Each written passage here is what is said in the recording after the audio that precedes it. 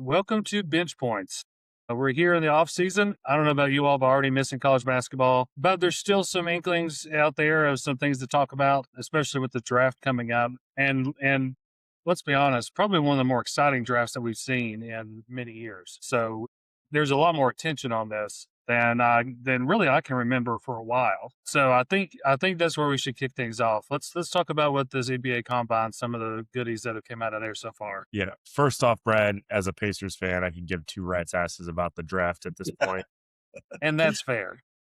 Once again, watch the train completely come off the rails for a team that I support. Just to recap for all y'all, I am a Pacers fan. I'm also a Purdue Boilermaker fan. I'm a West Ham United fan, and we're about to get relegated. White Sox, y'all know the history of them in the last 4 years. So yeah, everything in the offseason is going fantastic. Stagnation from Purdue, Pacers getting just bent over by the league. Yeah, it's great. It's fantastic. But to your point, Brad, there's been some interesting developments in the combine. Namely, we'll start off with heights and the fact that college basketball programs, sit down, everybody, hold your breath, have lied to us about the size of certain individuals, namely Flory Bidunga and Braden Smith. And believe it or not, folks, Braden Smith was not 6 feet tall. I know, as a Purdue fan, I was knocked completely off of my shoes when I found out that mighty Braden Smith isn't even cracking 6 feet. In reality, folks, there's not a red-blooded American that watched him for 4 years play basketball and thought, yeah, that guy's 6 feet. Yeah, it was funny looking at it, like, because him at 5'10", that wasn't as shocking as Tyler Tanner to me, being sub 6 foot, and then with a shorter wingspan than Braden Smith and that, like, well, that shocked me, especially the way he played. Yeah, Braden Smith's got some long arms. But that was funny. And then the whole Flory Bidunga thing, man, like they were pitching him at near 7 foot. My guy comes in at 6'7". Yeah. What? No wonder he's going to Louisville. Like, my guy can't live outside of 5 feet from the rim at 6'7". That doesn't work in the NBA. There was questions about Boozer and his height, and Boozer came in taller. Yeah. What is Flory going to do? And now, like, it's all starting to look a little murky too, because this is coming from Kansas Athletics, basically calling him 6'10", 6'11", damn near 7 foot tall. The same athletic program that couldn't keep Darren Peterson healthy from taking creatine. Yeah, it's 2026, and the athletic staff at Kansas couldn't problem solve creatine. The plot's lost, folks. Oh, I forgot about that. We need to, we definitely need to talk about that. We're talking about, draft picks and lotteries and combine stuff. Like Flory Bidunga, 6'7", listed at 6'11". Darren Peterson, make it impressive how well he rebounded. He's on creatine. I'm gonna go ahead and use that as an excuse why I'm a POS half the time. I was about to say, sweetheart, too much creatine, and it's also way too late. Like, that story needed to come out a long time ago. But there's no, like, I don't know how much research him and his team did for these months to come up with an answer for this before, right as the combine was coming out. But like, that story should have been out a long time ago, because everybody is going to go, that's bullshit. Yeah. There's no, but not just to totally hate on everything that's going on in the combine. I think it's shown up well. I think Chris Sinak is coming out great. I don't think he played well this year at Houston, but he's measuring this at the right height and the range. He's one of the more athletic guys too. Like, I think he's looking good. And Nate Mint is looking great as well too. Yep. From that, like, there's some guys that weren't total lies out there. The Flory Bidunga coming at 6'7" is just ridiculous to me. He does have some long arms, but that's just comical. Yeah, he's right there with TKR and Jefferson and Alan Graves. Like, I mean, crap, Toby Awaka ended up taller than him. And I always thought Toby Awaka was a short guy. Like, yeah, what did they do on the court? Was everybody else that Flory played with just that short? Like, how did they make that work on TV? Because he looked taller than those guys. Like, it don't make a lick of sense, dude. It don't make a lick of sense. But speaking of, you mentioned TKR, you got to give some props to some of these Big Ten guys showing out in the combine here. Like, TKR was invited to the G League combine and was absolutely fantastic. And he apparently, like, halfway through his first performance in the G League Combine, they were like, we got to get this guy invited to the NBA Combine. And I don't think he's going to get drafted. I think he's going to be an undrafted sign in the offseason. I don't know who's going to get him, but the conversation around TKR right now is like he's too productive to be left off an NBA roster. So I'm very curious to see what happens with him. Adai Mara, He's showing. He looks really good. Like they are praising his athleticism. Now they did I saw a tweet where it was a side-by-side comparison to him and Zach Edey. And like, I kind of had to tell my buddies like, hey, look, this two completely different people. Adai Mara's, 7'3.5" or so, or 7'3" barefoot. And weighs like, I don't know, 240 pounds. And Zach Edey's 7'3.5" barefoot and weighs 300 pounds. Those are not the same people. So it's not really a comparison, but I loved his athleticism. It was very much like a Chet Holmgren, Wemby hybrid kind of thing. Not as athletic as Wemby, but also a little bit more mobile and stronger than Chet. So I'm curious to see what he's going to do in the league. I think that plays well for him because, like, I think when those big guys like Edey, when at that height are carrying that much weight, you end up with a little more injury stuff that happen, like feet, which we've seen with Edey, and like same thing with Yao and a few other I was ones. to say Yao Ming is what I think of immediately in that situation.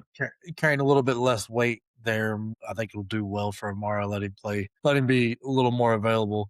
Edey, when he's out there, is great. It's just big guys seem to have those feet issues when they're carrying, I don't know, 330, 350, whatever he's carrying out there. But Mara's looked great so far. This is going to be a really interesting year for Memphis, all things considered. I mean, they had a pretty rough year. They had a lot of injuries. They still haven't figured out the jaw situation, but they've got the third pick. Is it the third pick? Yes. Yeah. They've got the third pick and a healthy Zach Edey coming back and maybe a mentally healthy jaw available. Memphis might be a team to keep on your radar. I'm like, it feels like it's starting to build around a couple guys, and I think they get that one extra person. I'm honestly trying to think of who you put on that team with that group, and you got your big three, your AJ Devonsa, your Cameron Boozer, your Darren Peterson, and I was like, kind of thinking. It's like, I think a Wagler would actually fit really, really well with that team. See, I was thinking more Caleb Wilson. Yeah. That mimics more that Jaren Jackson role, a big guy that's a little more athletic that you can put out there. Because like you don't want to put Boozer and Edey out there at the same time. Those two guys are going to be too similar. Even though Boozer can shoot the three, I just don't think he's athletic enough to be out there like with Edey, clogging up the lane and all that. So I think if you do Wilson, who's got a little more athleticism to him, I think that fits really well. Like Wagler.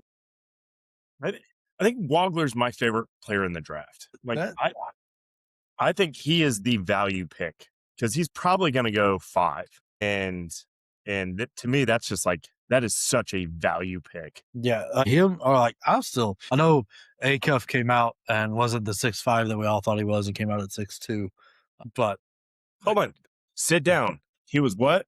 2.5 inches shorter than the program listed. Oh my God. But I mean, I like Acuff as a sneaky good pick there. I've been a big fan of his. I like just the way he plays. I think with how Ja is right now not the greatest Memphis Grizzly, they've way overpaid him when things are going well, and did one of those things where now he's untradeable, and that's just eating out them. So I don't know. I think putting him out there is a good counter to what they could do. I think that'd be fun, but who knows? Like this draft is super interesting because the talent isn't just front loaded like all at the top. Like there's people all the way through. Like Cameron Carr is another one. There was a reporter when he was at Tennessee that was watching the Tennessee team, and the only guy he pegged for the NBA on that team was like, Cameron Carr's your NBA player.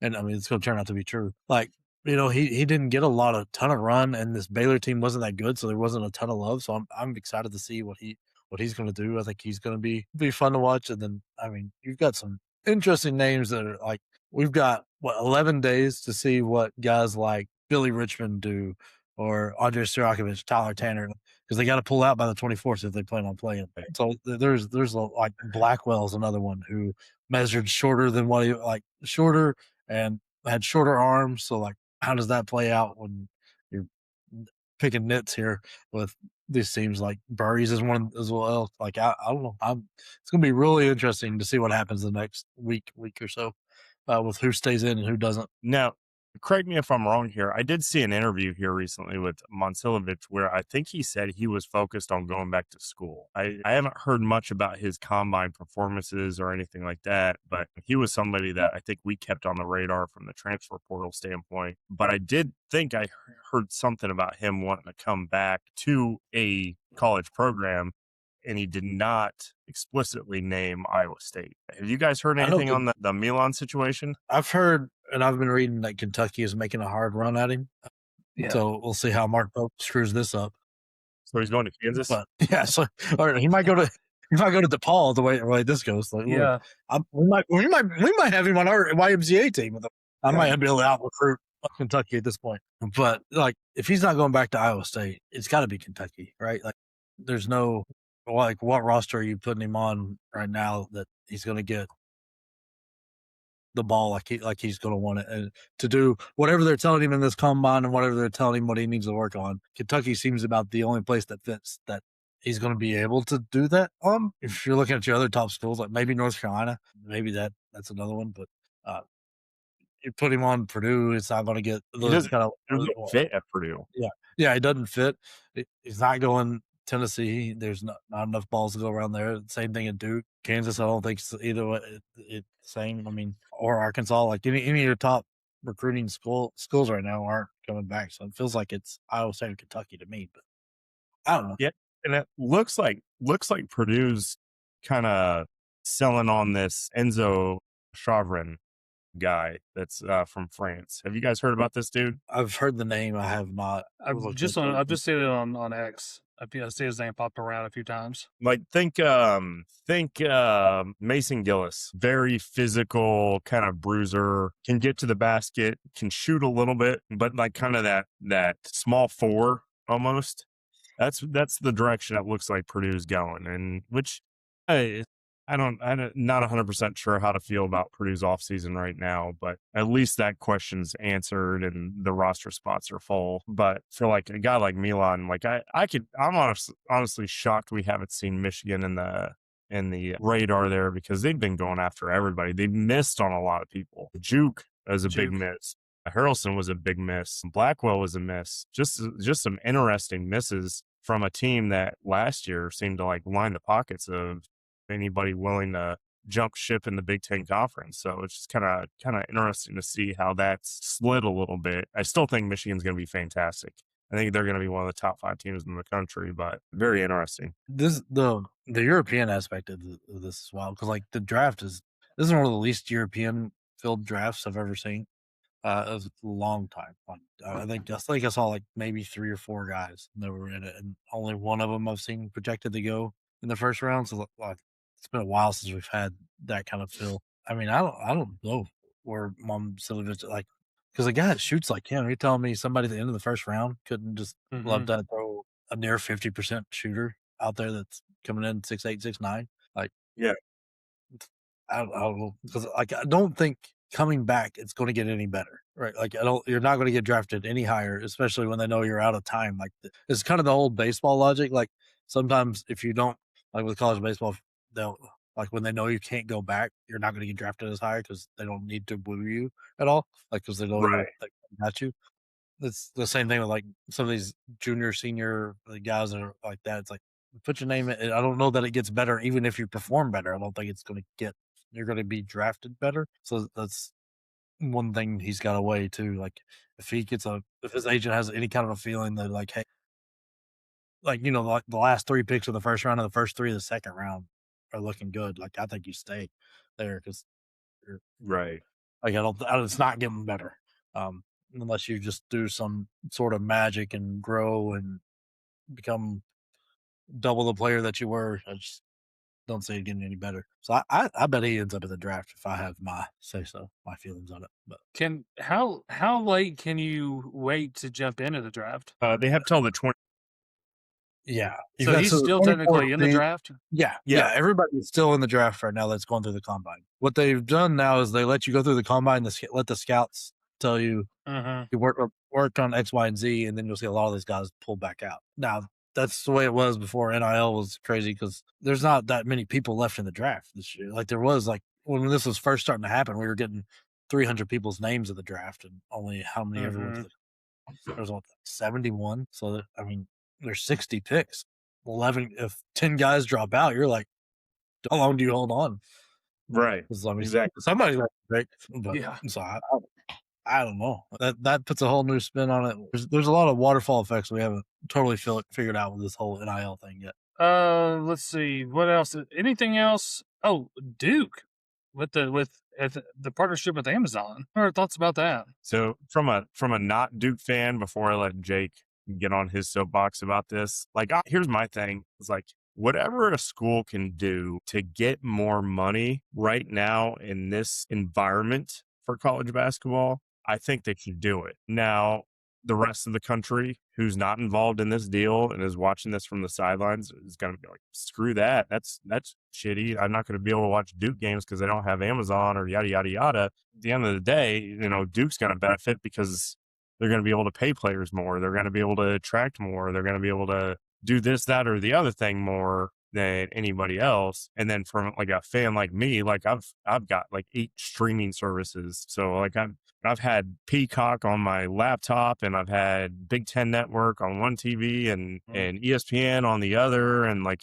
my phone's got something else on. So like I'm staying tuned. But for your average basketball fan, it's getting harder to navigate where to find your team and where they're playing and what service you need to have or what subscription you need to have and this, that, and the other thing. But for me, get that money right now. Like Duke's not hurting for money by any means, and they're not hurting for reputation or recruiting or anything like that. So it's not like that was a big pain point for them. But this is, in my opinion, this is just an open door for them that they can take advantage of and utilize, and maybe kind of build a pathway for other teams to do this as well. Like I think it's great for Duke.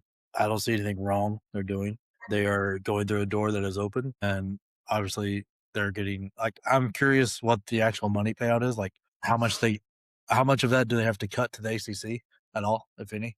Yeah, because that's what's, like, it's great for Duke, but I think it is a absolutely shitty thing for college basketball. I think this could be, like the thing that cracks the door that absolutely tears down the game of college basketball into something 5 years from now is nowhere near what we have.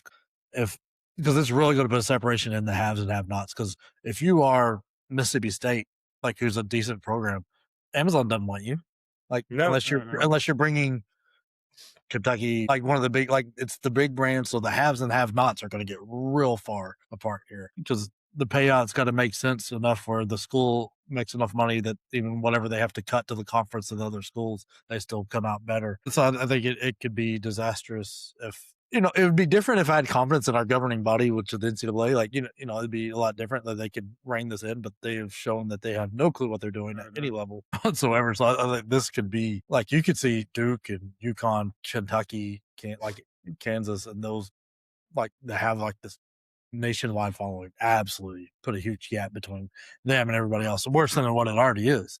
And at that point, then all your top players are just going to those schools, and it becomes pointless for anybody else. It's kind of like being in the players era, being able to play for money. Like, if your school doesn't have a chance at that, that's obviously a recruiting pitch you could throw. It's like, man, we got fucking Amazon money. We got Jeff Bezos cutting checks here. Like, right, exactly. We'll get to it. It's, I don't know. I think it could be very, very bad for college basketball as a whole. But like I said, Duke is not doing anything wrong here, really. And I mean, it obviously worked out for and it's 2 schools getting it every time. So they've got 3 games. I think it's like them and Michigan, and I think is on Amazon, and then maybe them and UConn, and I can't remember what the other one was. But so it's going to be 3 great games that are worth the watch. But like I said, it's just going to make the haves and have-nots just separate more. So it's going to be. I'm curious to see what happens here. Well, and obviously it's not going to be like and I don't think we'll ever get to the point. Well, I guess I should never say never, but where there's going to be like the NBC Notre Dame a deal like that happen. I mean, that's essentially what this is, right? Like, it's just 3 games. They're starting out with 3 games. Just 3 games, but not. But what if they jump into 12 next year? Like, that's what I'm saying.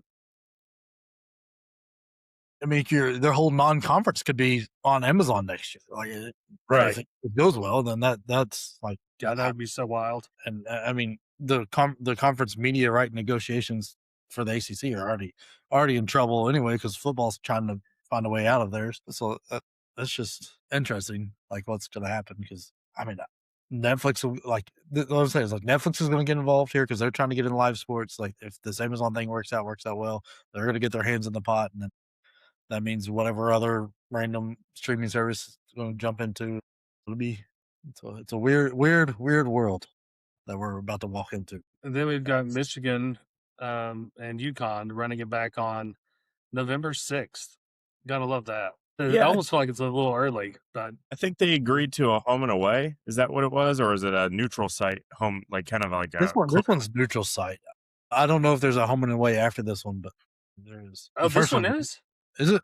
Is it a home and away? I thought it was home and away. Is it a home and away, like a traditional home and away, or is it one of those neutral home and aways? Like for example, like Purdue and Auburn, they played somewhere in Alabama. They're playing in Boston. This one on November 6th. Yeah, so it's like a neutral Location. home and away where I'm pretty Right. sure that they play at Little Caesars Arena or something like that. Yep, I'm Interesting. pretty sure that's what it is.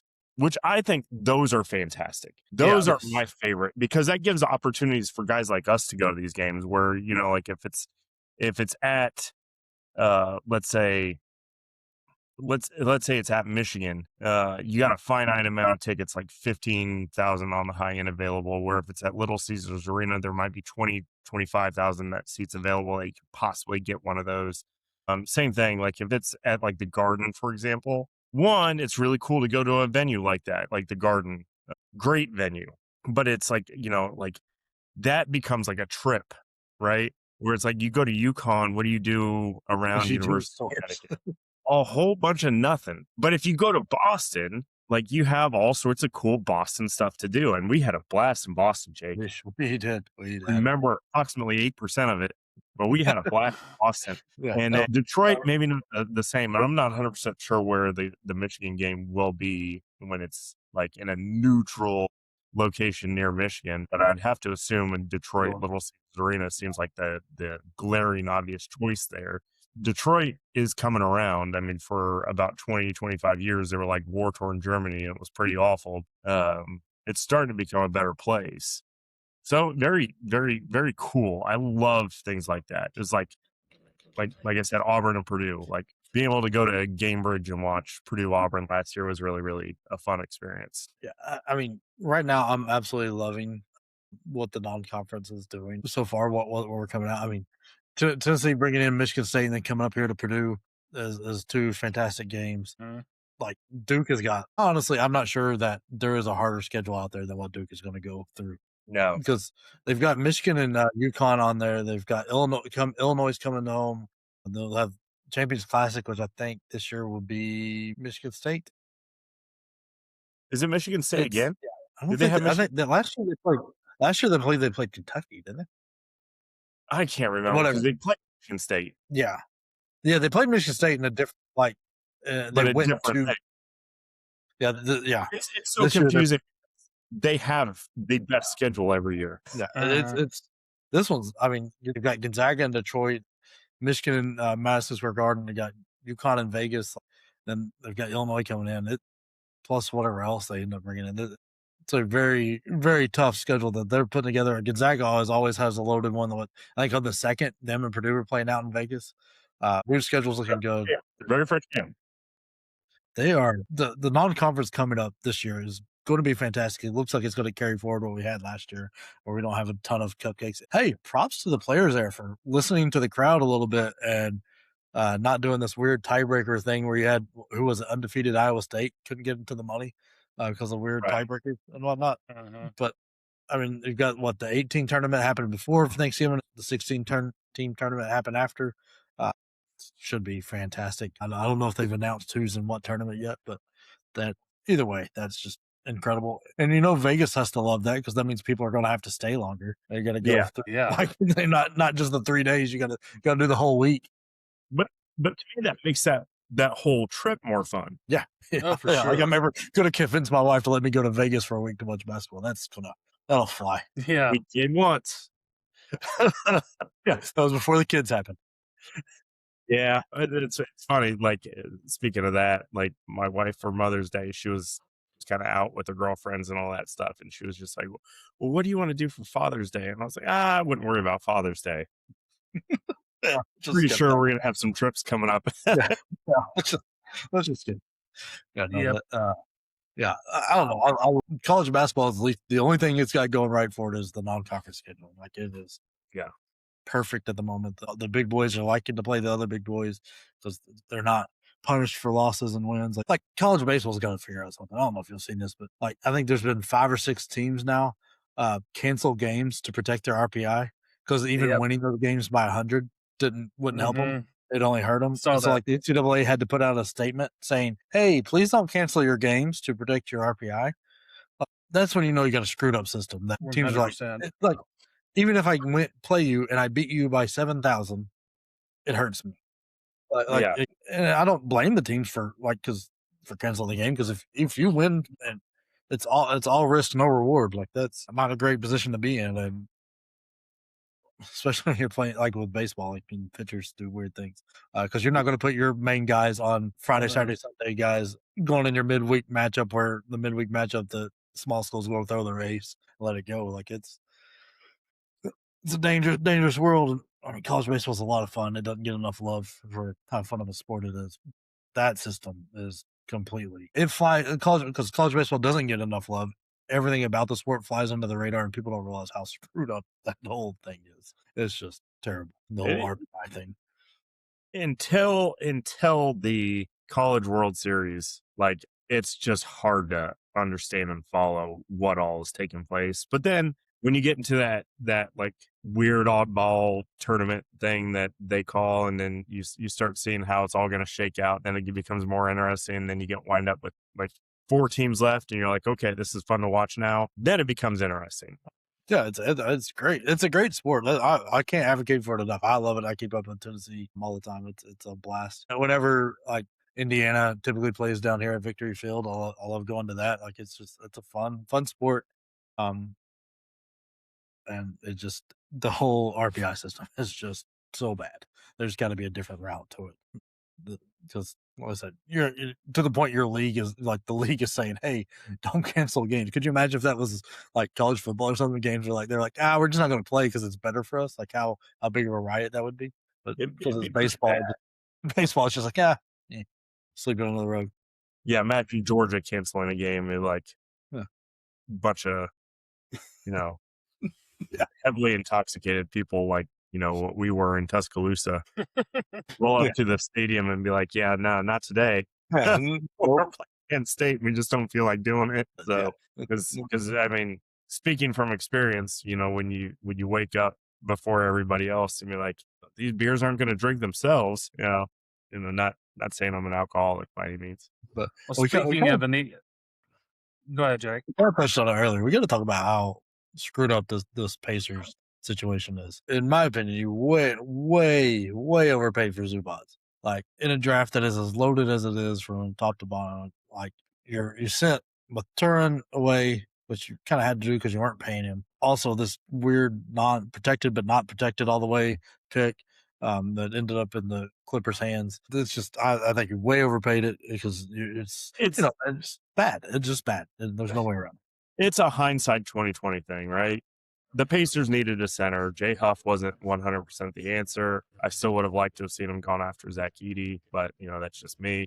But I mean, they rolled the dice for sure. I still don't think like they're a lost program because they didn't get a top 4 pick. I just think their ceiling changes.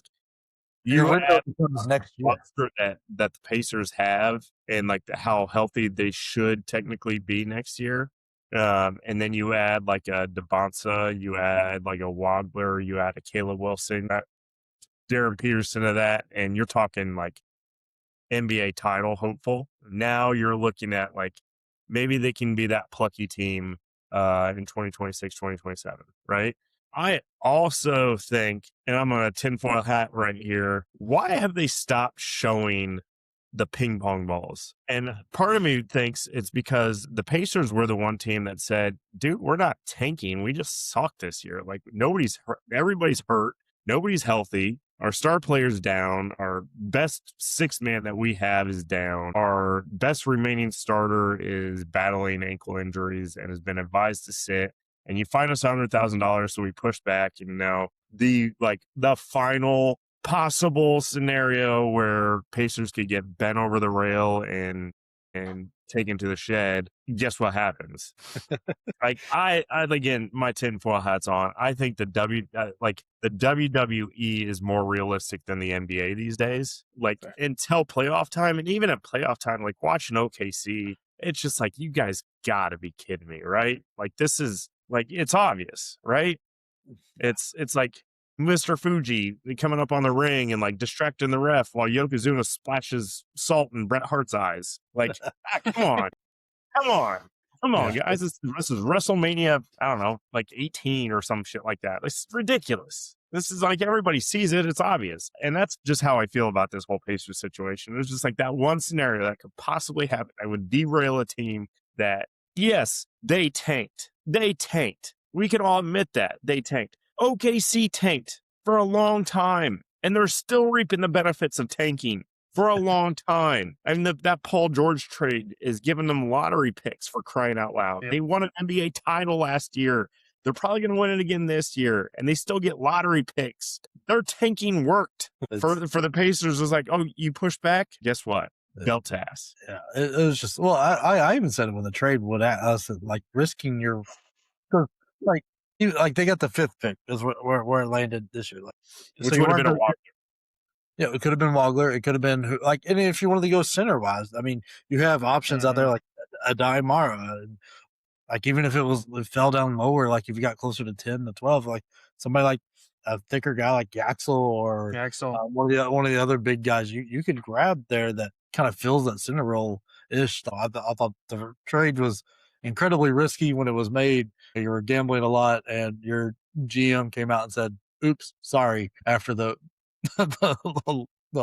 lottery was drawn, I was like, that kind of tells you what he thought. He was. So now you've turned where you had a chance to like up the franchise to be constantly battling up there. You've got a 2-year window to win it all this coming year and the year after.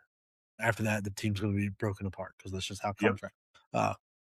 Yeah, like it is very hard to win an NBA championship, and honestly, I don't see it on this squad now. Yep, I don't either. But I'm invested. Another 41 games. Here we go. Strapping. I blame this whole downfall on you and Mary deciding to buy the tickets in between game 6 and 7, because that's where everything fell apart. Yeah, it's exactly where it fell apart. That's exactly where it fell apart. Yeah, all of a sudden, Halliburton turns as they see it, or and my season ticket reps, like I think she saw the writing on the wall. She jumped ship. She's going to Jacksonville. She like literally gave us club level seats and was like, just left that fart grenade for us to like just marinate in. So here we are. But you know what? I still wear like say what you want about the three of us and like our takes on basketball and whether or not we love or hate your team or anything like that. We are loyal fans to some of the shittiest basketball programs in the history of the world. Pacers, they've had like little specks of success. Obviously, Tennessee basketball has never made a Final Four. Purdue's made one in my lifetime. Going back, we got a Spurs fan over here that enjoyed some success in the early 2000s, but it's been hit and miss for him. Jake, I'm not even 100% sure what your NBA team is. Magic. Who gave a 3-1 lead to Detroit? Yeah. Yep. And then, like I said earlier, I'm a West Ham United fan, and we're about to get relegated unless the league decides to finally penalize Man City for financial violations that they've ran for the course of the last 3 or 4 years. Not going to happen because of how much money they draw. Yeah, being a sports fan sucks.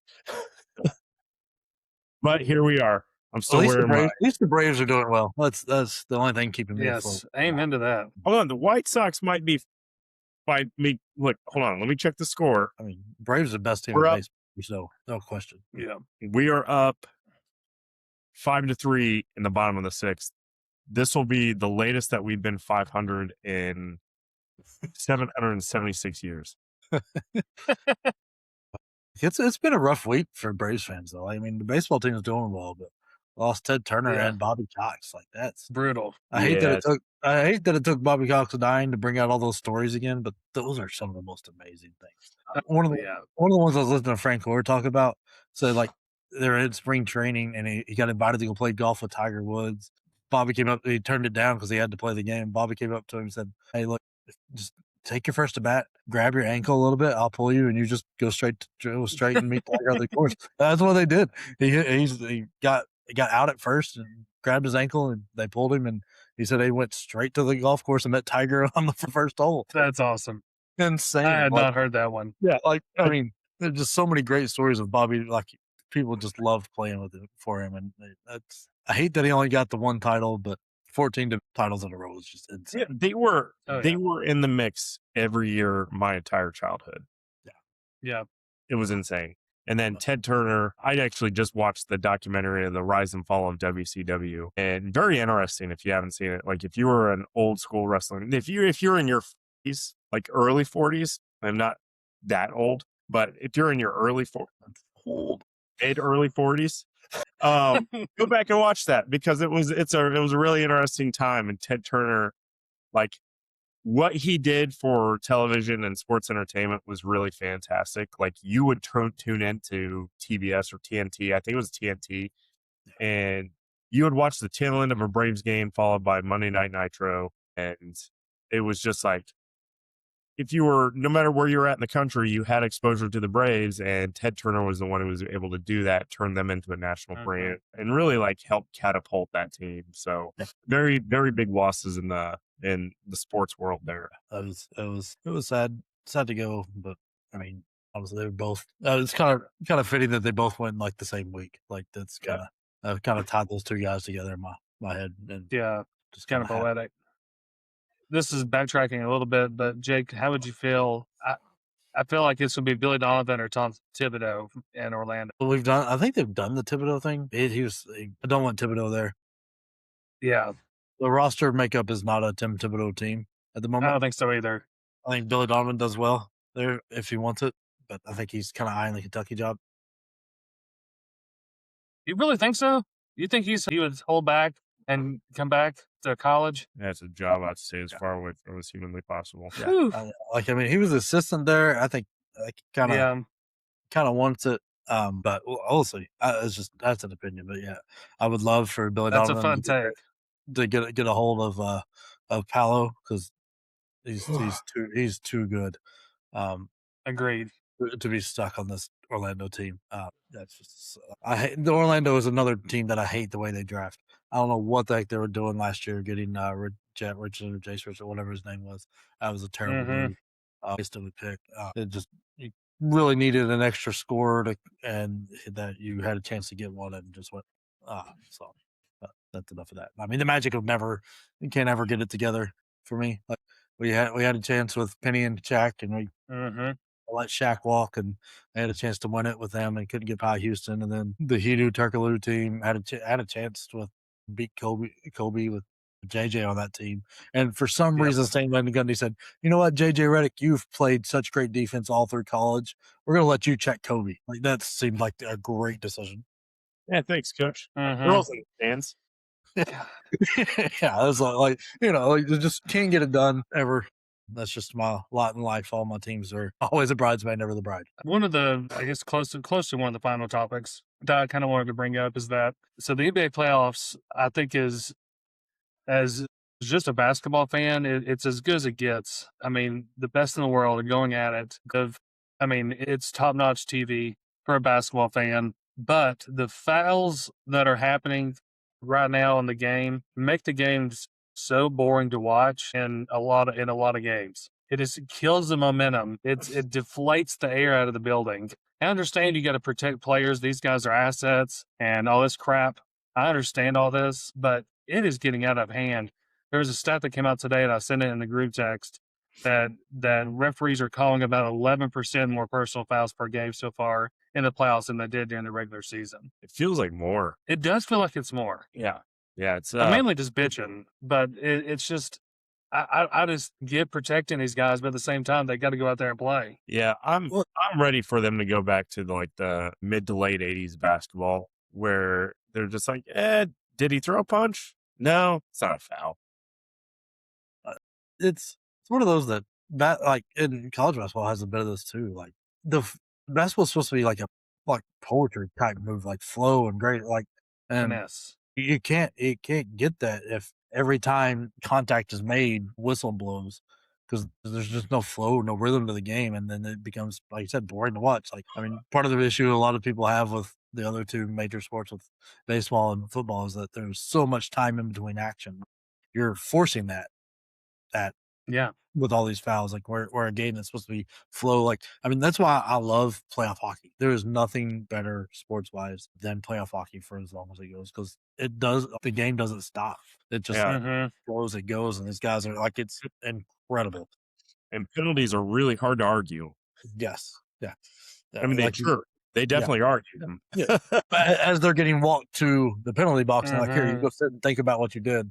And then the game gets back to going instead of like having a free throw. Like, and it's just, I don't know. But that's what's supposed to have flow to it, and you just don't get that with the way fouls are being called at every level of basketball right now. Yeah, we forgot that contact is supposed to be allowed. It's sad. Like, and again, I'm picking on OKC here, but they just feel like the biggest offenders of it. Like, and to their credit, I mean, they're doing what works for them. I don't know if they've got some like blood contract with the NBA that we're just not directly aware of. But I mean, Chet, Dort,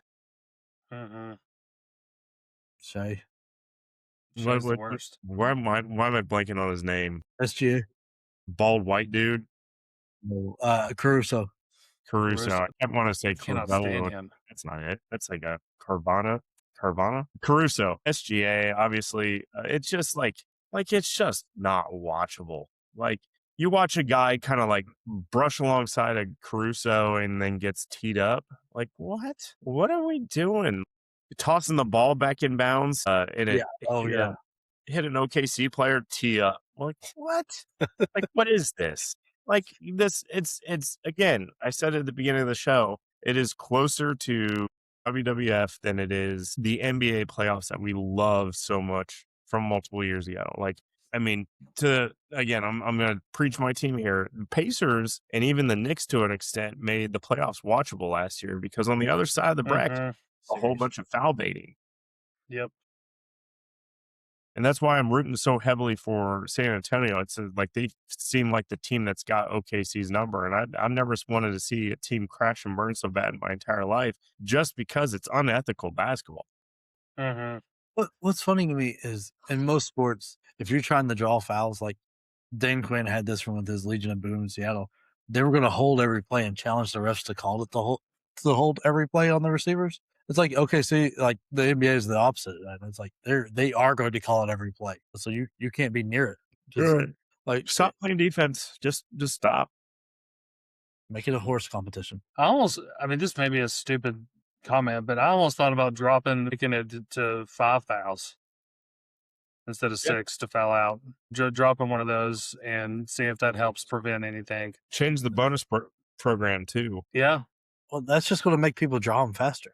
Well, I guess that's true too. Because like you're like, if I'm OKC and it's working that way, I'm gonna run up the score. I'm gonna get my 5 fouls on you, get you in foul trouble as quickly as possible, and then I'm gonna hit all my bonus. Like, if you change the bonus, like I don't know. The solution is to have the refs go watch these basketball for a little bit and go, okay, you can, their contact is allowed. Not every time does somebody's arm cross another person, the shooter's arm, make, like, when he's swinging through, doesn't make it a foul. Like, make a foul be a foul, not just love tap. Yeah, not just like I stuck my leg out and drew contact. Like that again. Come on. Reggie Miller was talking about that during the Spurs game, and then he's like, "Yeah, my move, how I used to solve that problem, they don't allow that either." He's like, "It's called the leg kick." Yeah. And I was like, his ass admits it. Yeah. He's the one that kind of created it. Yeah, it's absolutely no business denying it. Yeah, that's the truth. Well, are we getting that look from the coach? Because he keeps looking over, but I keep avoiding his eye contact. We got to go run our lines out on the court. Make sure we're in That's the right. spot we need to be. That's right. We'll see y'all next blowout. See y'all. Take care.